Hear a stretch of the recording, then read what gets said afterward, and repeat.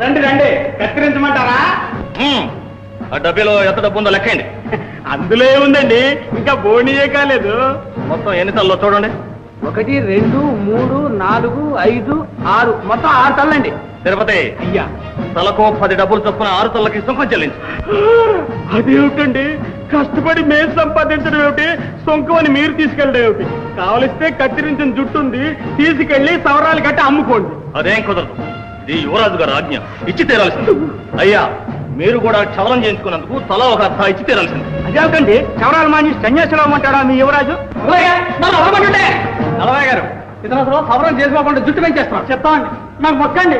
పైగా నా భార్య 6 నెలల గర్భవతి అండి. ఇళ్ళాడితే గానీ అదంతా మాకు అనవసరం. క్షవరం చేయించుకోకుండా గడ్డం పెంచుకున్నందుకు నువ్వు ఒక వరహ చెల్లి. అయ్యో బాబాయ్, మహారాయే, ఇది మహాఘోరం, మహా అన్యాయం. నేను ఇచ్చుకోలేను బాబాయ్. ఏమంటారు? బాబు, ఎక్కడికి వెళ్తున్నారు? గుళ్ళోకి ఎన్ని కొబ్బరికాయలు? 3 కొబ్బరికాయలు. కాయకు కాస్త పలు సుంకం చెల్లించండి. ఏమిటి, గుళ్ళో కొబ్బరికాయలు కొట్టారు కూడా కాస్త చెల్లించాలా? అవును, ఇది మా యువరాజు గారి ఆజ్ఞ. ఈ నలుగురు మీ పిల్లేనా? అవును, వీరు మా వారు.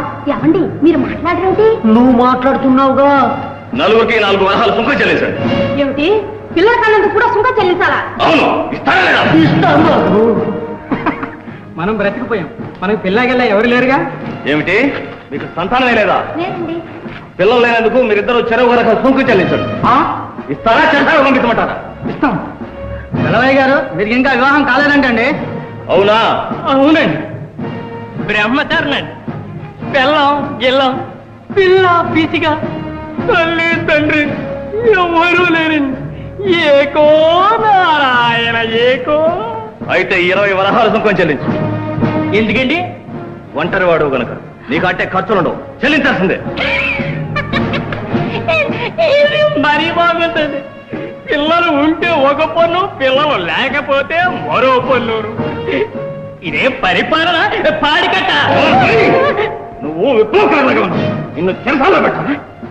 తెరసాల్లో ఉండడానికి పన్ను లేదండి. అయితే పెట్టి అయితే పెట్టి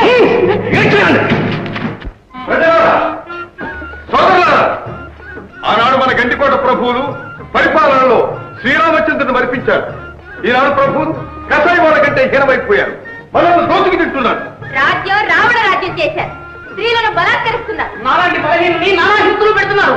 అధికార మతంతో అవినీతి పరులైపోతున్నారు. వారి దౌర్జన్యాలకు హద్దు లేకుండా పోతుంది. లేకపోతే ఏమిటి అసలు లేని పన్నులు? చుట్టు పెంచితే పన్ను, పొట్టు ఉంచితే పన్ను, బోడి గుండెకి పన్ను, బోసి ముఖానికి పన్ను, బిడ్డలు కంటే పన్ను, గొడ్రాలుగా ఉంటే పన్ను, దానం చేస్తే పన్ను, ధర్మం చేస్తే పన్ను, ధర్మం కాలి చస్తే ఉన్నదంతా ఊడ్చుకుపోయే పన్ను. ఎంతకాలం అన్యాయం సాగిస్తాం?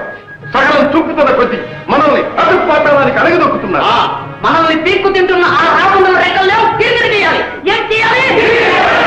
కళ్ళు మూసుకుపోయిన కబుందులకు కళ్ళు తెరిపించాలి. మనల్ని ఉద్ధరించడానికి ఎవరో దిగి వస్తారనుకోవడం కేవలం పొరపాటు. మన ఇల్లు మనమే చక్క చేసుకోవాలి, మన బ్రతుకు మనమే బాగు చేసుకోవాలి. ఇంతకాలం నిద్ర పోతూనే ఉన్నాం.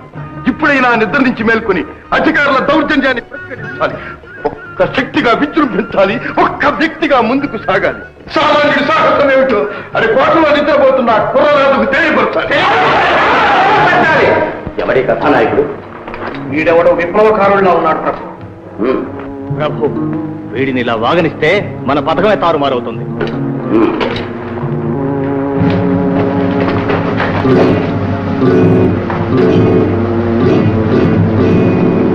ఏమిటి ప్రసంగం?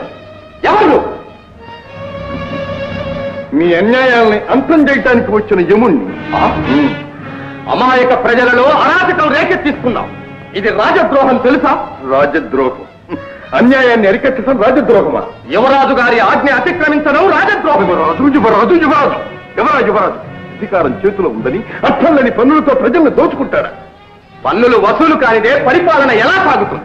ఓహో, మా బ్రతుకులు ఎలా సాగుతాయని అనరాదు. చెరుకు తీపని మొదలంతా నగిలితే నాలుగు చెబుతుంది, తిప్పి మాత్రం మిగిలిపోతుంది.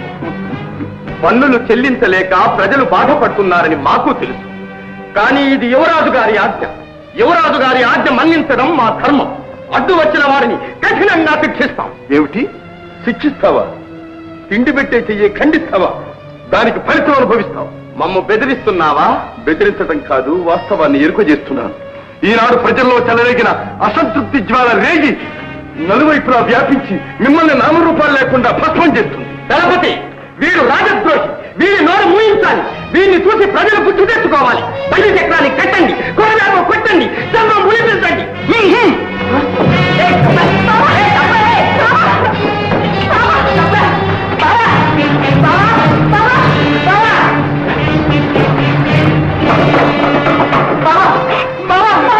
ఎంత పని ఇది బావా? ఎందుకంత బెంబేలు పెట్టా నువ్వు నన్నేం చేయగలవు?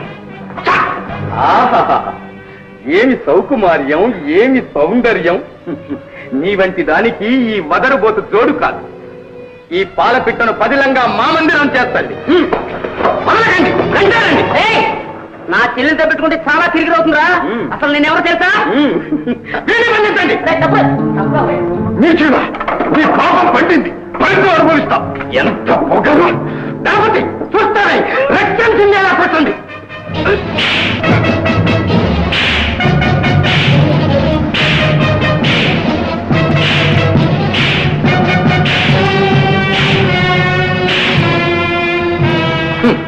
అర్థమైందా? ప్రభుత్వాన్ని ఎదిరిస్తే వచ్చే ఫలితం.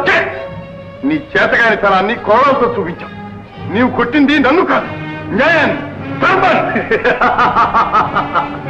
శౌర్యం లేని ప్రతి పిరికి పందా పలికే మాటలే. శౌర్యమా? శౌర్యమే లేదా?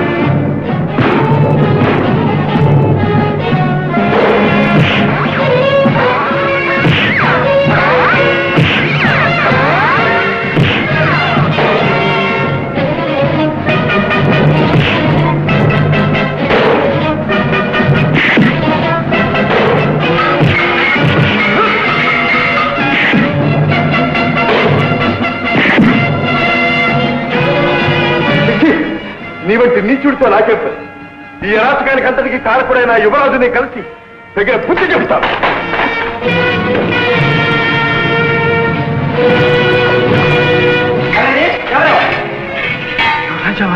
క్షమించండి యువరాజా. సరే, అటుతో యువరాజా, ఇటు ఇటు.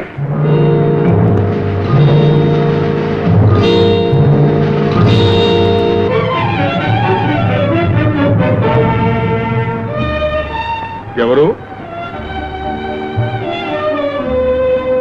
మీరు?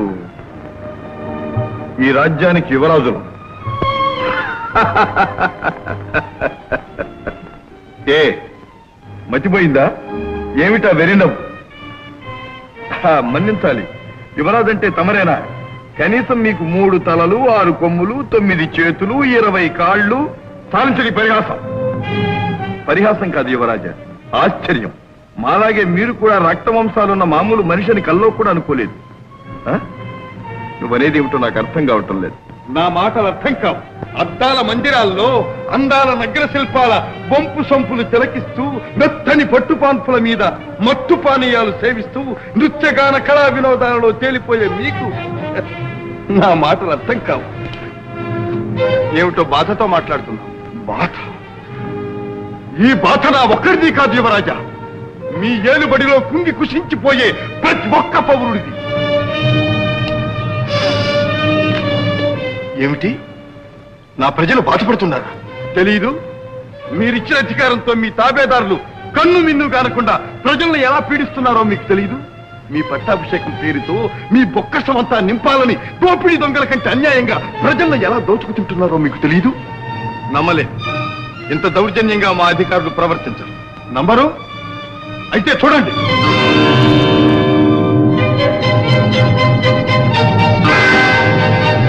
ఇదేమిటో తెలుసా?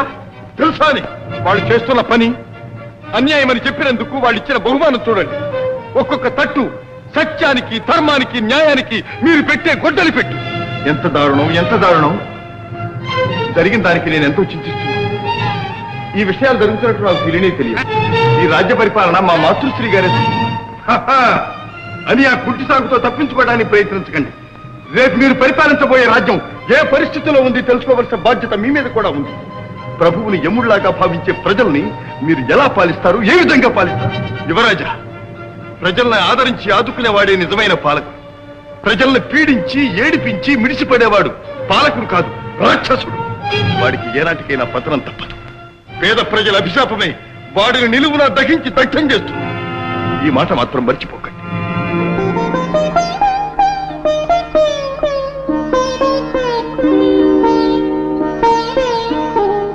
ఏమిటది? మీ కళ్ళల్లో నీరు. కన్నీరు కాదు, ఆనంద బాష్ప. ముద్దు నిద్రపోతున్న నన్ను మేల్కొల్పి నా కర్తవ్యం నాకు గుర్తు చేశావు. ఇదిగో చేతిలో చేయి వేసి ప్రమాణం చేస్తున్నా. నా ప్రజల్ని కన్నబిడ్డలా పరిపాలిస్తాను. సరేనా? అప్పుడు మీకోసం ధనమే కాదు, ప్రాణమేమన్నా సంతోషంగా ఇస్తాం. ప్రజల కోసమే ప్రభు అన్న నిజాన్ని నిరూపిస్తాను. అలా నిరూపించినాడు ప్రతి ఇంట మీరు తండ్రిగా నిలుస్తారు, దేవుడిగా కొలుస్తారు. మెరుపులా వచ్చావు, కనువిప్పు కలిగించావు. ఎవరు? నేనా? తమ ప్రజల్లో ఒకటి, సామాన్యుల్లో సామాన్యుడు కావు. నీవు మా ఆత్మీయుడం. నీ వంటి వారు మాకెంతో అవసరం. ఓ మంత్రి గారు, రండి. ఏమలా నిర్ఘాంతపోయారు? రండి. వీరు వారు మన ఆత్మీయులే. ఈ సృష్టిలో ప్రభువు, ప్రజ ఒక్కటేనని ఈశ్వరుడు నిర్దేశం. అందుకే వారు కూడా మాలాగే ఉన్నారు కదూ. విచిత్రంగా ఉంది, నమ్మలేకుండా ఉన్నాను.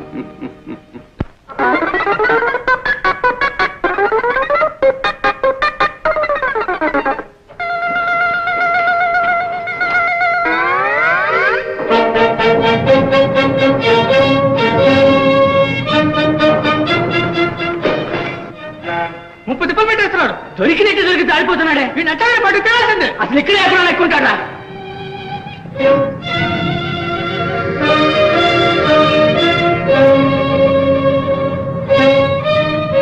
అమ్మా లోపలికి ఎవరైనా వచ్చారా?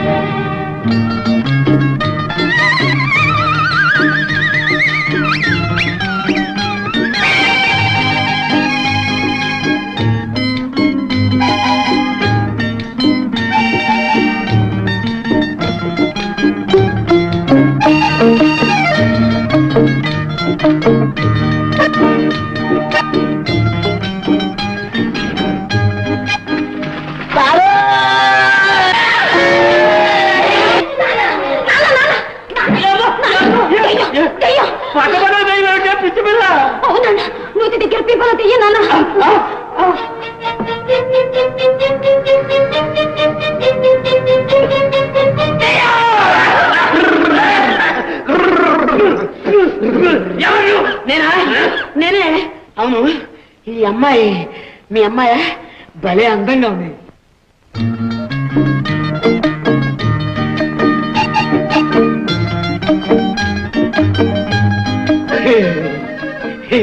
ఈ అమ్మాయి మాత్రం నాకు భలే నచ్చింది మా. ఏం చేస్తున్నావు? కనపట్టలేదు ఇక్కడ. స్నానం చేస్తున్నా, తొట్టిస్తున్నాను. అవుయా, స్నానం అయిపోయింది. భోజనం కూడా ఇక్కడే. సిద్ధం చెప్పు. వీడు పిచ్చోళ్ళే ఉన్నాడమ్మా. ఒరే, ఇక్కడి నుంచి నువ్వు పోతావా లేకపోతే తన్నేసి చేసి అవుతా పారేమన్నావా? వద్దు నాన్న, పాపం చలితో వణికిపోతున్నాడు. ఏం చేయమన్నావమ్మా? వాడిని కాదించుకోమంటావా? చిచి నువ్వెందుకు? తీరుందిగా. ఎన్ని వేలుకుంటుందా నీకు? పోయి కడికి రామా పోదాం.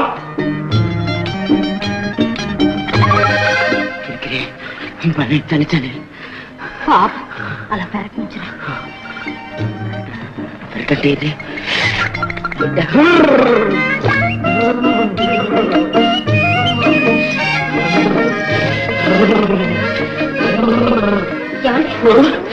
బాగా తడిసిపోయారు. జలుబు చేస్తుంది. బట్టలు మార్చుకోండి. అమ్మా సుబ్బులు. మీ పేరు సుబ్బురా? అబ్బా ఎంత అందమైన పేరు.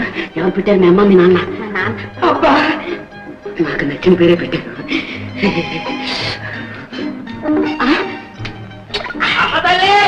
వస్తున్నా నాన్న. సుబ్బులు ఆకలిస్తోంది. ఏమైనా వడ్డించాక పిలుస్తాను. మీరు ఇక్కడే ఉండండి. మా నాన్న చూస్తే. మీ నాన్న పేరేం పేరు? సన్నాసయ్య. సన్నాస? వాడి మొహం చూస్తేనే తెలుస్తుంది. సంసార లక్షణాలు ఎక్కడ కనపక్కలేంది. అమ్మా సుబ్బులు అరుస్తున్నాడు. చవట సన్యాసి. ఇదిగో కోటయ్య, పాపం అని భయపడుతున్నావేమో. చేసేవాడెవడు, చేయించేవాడెవడు, అంతా పరమాత్ముడే. అందుకని ఎవ్వరికీ తెలియకుండా పని జరిపించే. నీకే ప్రమాదం రాకుండా మేము ఆదుకుంటాం. తీసుకో. ప్రభువులు మహారాజులైన తర్వాత ఇంకా బహుమానం ఇస్తారు. కోటయ్య, ఇదిగో విషం. ఈ రాత్రికే ద్రాక్షరసంలో కలిపి జయంతి చేత త్రాగించు. చిత్తం. విష ప్రయోగం జరిగిన మరుక్షణమే మాకు ఆ వార్త అందించు. చిత్తం. యువరాజా, మన సన్నిహితులు సామంతులు అందరూ విచ్చేశారు. తమరు ఈ విలాస మందిరంలోనే ఉండడం అమ్మగారికి రాకుమారికి కొంచెం ఆందోళనగా ఉంది. మంత్రి గారు, ఆడవాళ్ళందరినీ ఇలాగే అనుమానిస్తూ ఉంటారు. తమరు వెంటనే కోటకు బయలుదేరడం మంచిది యువరాజా. అలాగే, తప్పకుండా. రాజా, నువ్వు కూడా మా వెంట కోటకు బయలుదేరా. మా పట్టాభిషేకం నువ్వు కూడా తప్పకుండా చూడాలి. అదృష్టవంతుడు.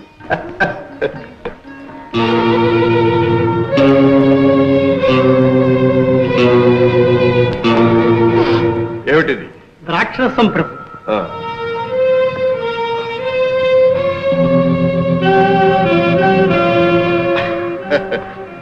రాజా, నువ్వు తీసుకో. క్షమించండి, నాకు అలవాట్లేదు. పిచ్చివాడ, ఇది మత్తు పానీయం కాదు, మధుపానీయం. నువ్వు తాగితేనే నేను తాగేది. తీసుకో. ఆగాదు, నీ చేత్తో నాకివ్వాలి,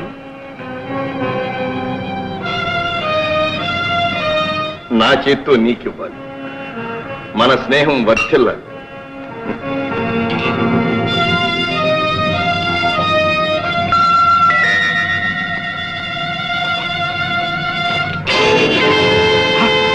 యువరాజా, యువరాజా, ఏమైంది?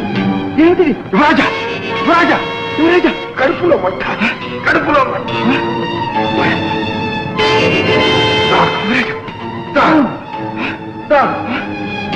యువరాజా,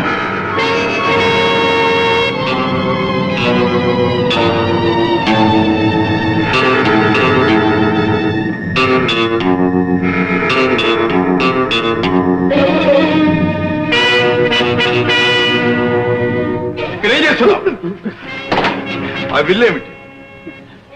అబ్బే ఉడతలండి, గొడవ చేస్తుంటే తోలుతున్నాను అంతే. ఉడతలా? అక్కడ యువరాజు గారు సాగు బ్రతుకుల మధ్య నుంచి ఉడతలు గుడుతున్నావా ఇక్కడ? ఈ పళ్ళరసంలో ఏం గెలుతావు? నేనా?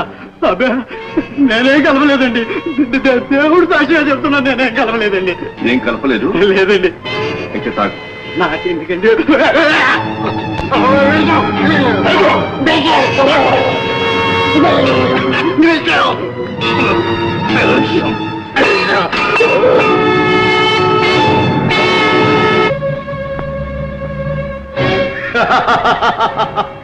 శభాష్, వేసేశాం కోటలో పాక. విషప్రయోగం జరిగిపోయింది. అయిపోయిందన్నమాట యువరాజు గారి పని మామూలుగా.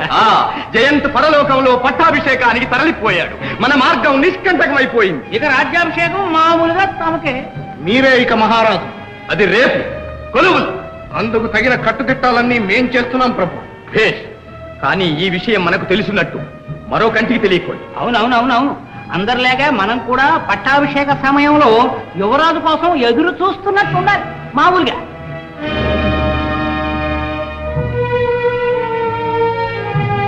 రాజా, ఈ విషయం అతి రహస్యంగా ఉంచాలి. విషప్రయోగం చేసిన ఆ నీచుడు అతి బలవంతుడు. మనం పెదవి కదపడానికి కూడా వీలు. విషం కక్కించాను, ప్రాణభయం లేదు. రక్షించారు కానీ అంటే స్పృహ ఎప్పుడు వస్తుందో చెప్పలేదు. అదేమిటి?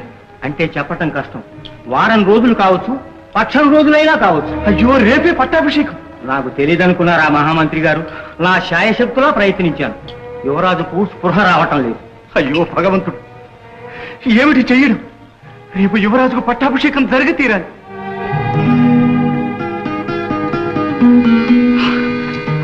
రాజా, ఈ ఆపద నుంచి కాపాడడానికి నిన్ను భగవంతుడు ఇక్కడికి పంపించాడు. నేనేం చేయగలను?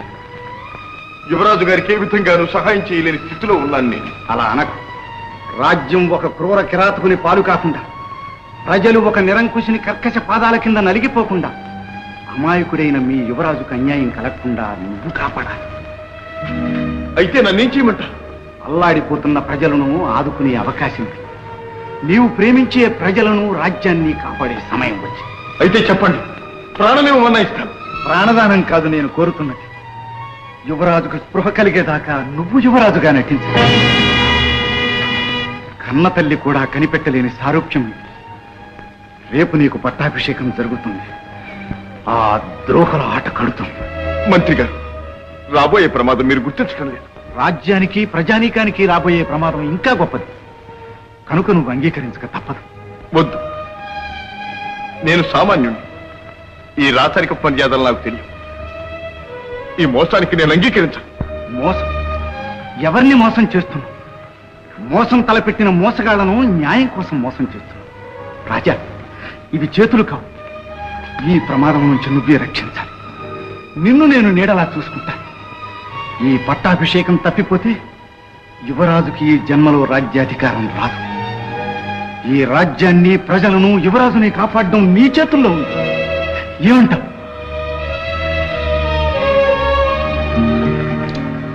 మీ ఇష్టం. రాజా, రాజా,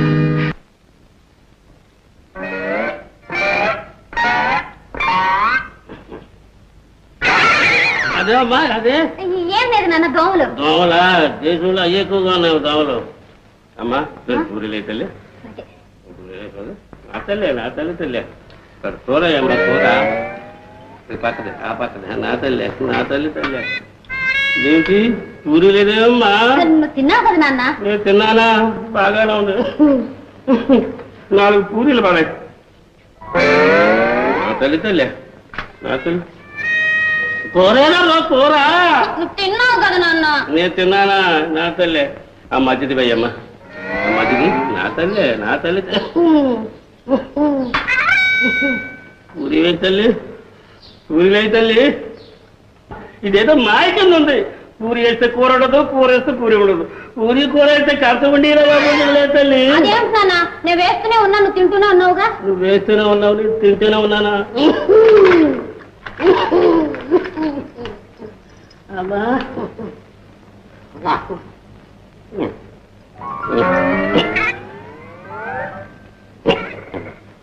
అగా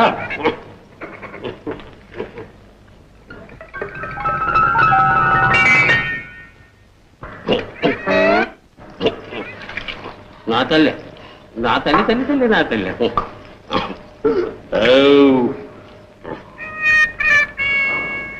ఇదేమిటమ్మా కంచంలో ఉన్న నీళ్లు? చేయి కడుక్కున్నావుగా నాన్న? నేను చేయి కడుక్కున్నానా? ఇదిగో అమ్మా, ఎంగిల్ చెయ్యి. ఏదో పరాగ్గా కంచంలో పారబోసు, కడుక్కో. ఏదో రోజుకి నాకు మర్చిపోతున్నట్టుందమ్మా. మంచి రోజు నా బుర్రకి తర్రాడండి. అయ్యో నా తల్లి ఏదో మాయకండి ఉంది. అమ్మా చుట్టేదమ్మా సుబ్బమ్మా. నాకేం తెలుసు నాన్న.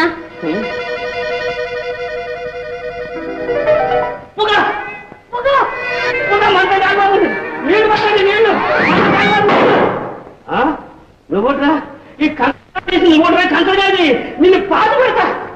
నాన్న వద్దు నాన్న, పట్టక నాన్న పాపం. అయ్యండి ఆయాసంగా ఉంది ఎవరు దిగా నువ్వు అడిగివా.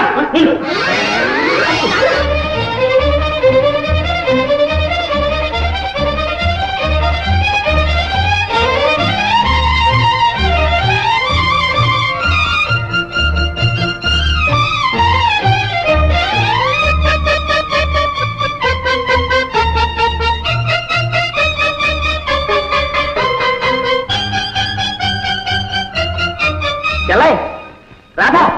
అన్నయ్య. అమ్మా చెల్లాయ్. రాధా ఏమైనాడు? రాజా సంగతి తర్వాత ముందు కంచి వెళ్ళిపోవాలి. ఎక్కడికి? పద.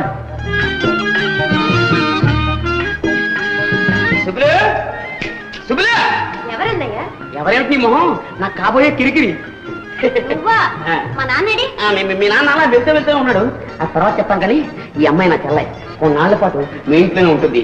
ఈ సహాయం మొత్తం నాకు చేసి పెట్టాలి. ఇందులో ఏం కిరికిరి లేదులే. అలాగే రామ్మా. వెళ్ళు.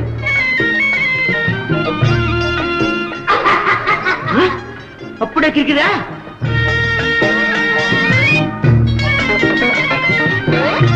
అమ్మాయి సుబ్బులు సుబ్బులు. ఏమన్నా? వాడు ఎక్కడా దొరకలేదమ్మా. ఆ దొంగదారి చేతికి దొరుకుతాను వాడు గోప అనిపించు. ఎవరి అమ్మాయి? నా స్నేహితురాలు నాన్న. యువరాణి మందిరంలో నాతో కలిసి పనిచేస్తుంది. పేరు రాధా. అలాగా అమ్మా. నేను దివాణాలు పోతున్నా. తలుపులు అన్ని జాగ్రత్తగా వేసుకోసమ్మా. ఆ దొంగదారికి మళ్ళీ వస్తాడు. అలాగే నాన్న.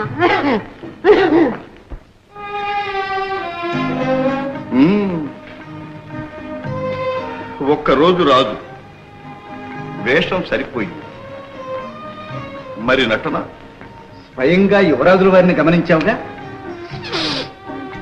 ఓహో మంత్రి గారా, రండి దయచేయండి.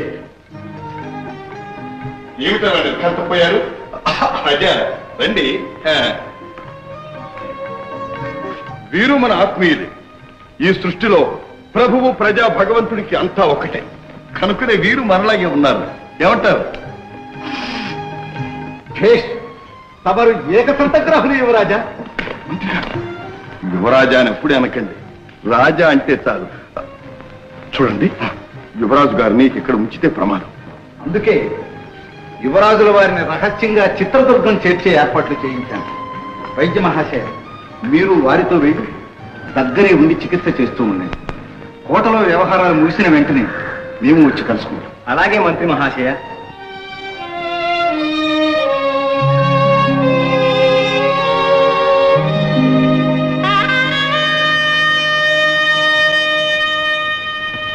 యువరాజు, మిమ్మల్ని చూడకముందు మీ మీద పగ గుండెల్లో రగులుతూ ఉంది. చూచాను. ఒక్క మాటతో, ఒక్క చూపుతో నన్ను మీ వాణ్ణి చేసుకున్నాను.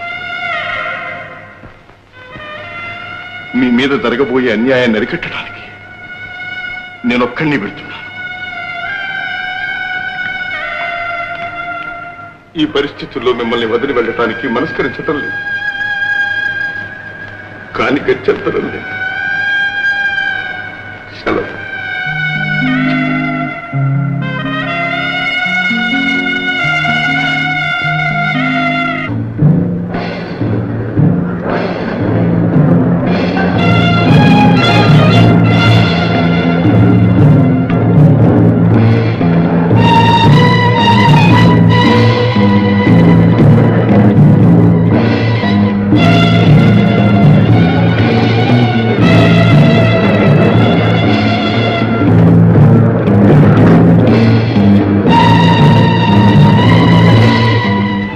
చిరంజీవి ఇంకా రాలేదు.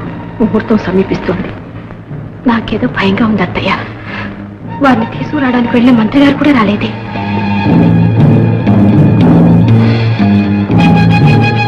అమ్మా మహారాణి గారు, ముహూర్తం ఆసన్నం అవుతుంది. యువరాజు గారు ఇంకా వస్తారు. ఏదో ఆటంకం కలిగి ఉంటుంది. ఆటంకం అట ఆటంకం. ఎవరికి తెలియనవి? అమ్మాయిలు, త్రాగుడు, అవే ఆటంకాలు. ఎక్కడో తప్పదాగి చిత్తుగా అమ్మాయిలతో పడి ఉంటాడు.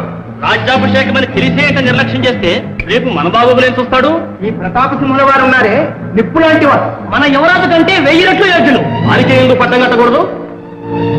నాకా పట్టాభిషేకమా? తమ్ముడు జయంతుకు జరగవలసిన పట్టాభిషేకము నాకా? వీల్లేదు, నేను అంగీకరించాను. తమరే కిరీటం ధరించాలి, తమరే సింహాసనం అధిష్ఠించాలి, తమరే అధికారం స్వీకరించాలి. తమరే మాకు రాజు కావాలి. అయ్యా పురోహితులు వారు, ముహూర్తానికి యువరాజు గారు రాలేదు కనుక ప్రతాపసింహుల వారికే పట్టం కట్టండి.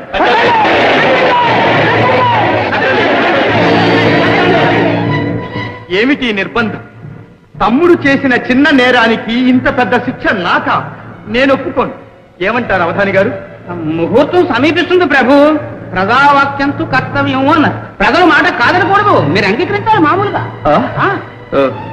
సరే, ఇంతమంది బలవంతం చేస్తున్నప్పుడు కాదనడం భావ్యం కాదు.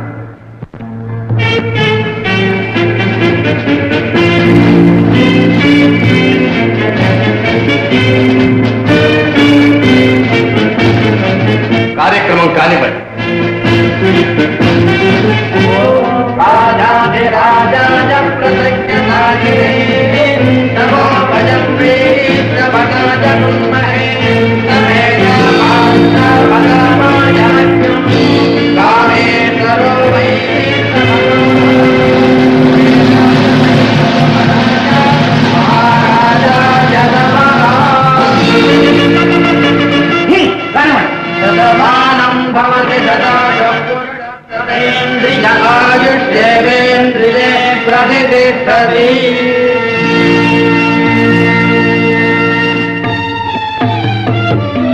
అన్నలం గారు, ఆశాభంగం కలిగించినట్టున్నాం.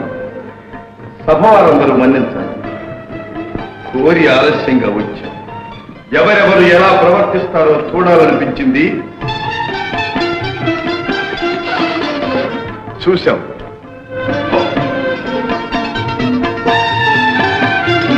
శ్రీ శ్రీ శ్రీ జయంతి భూపతులకు, మహారాణి లలితాదేవి గారికి, రాజమాత హైమావతి దేవి గారికి.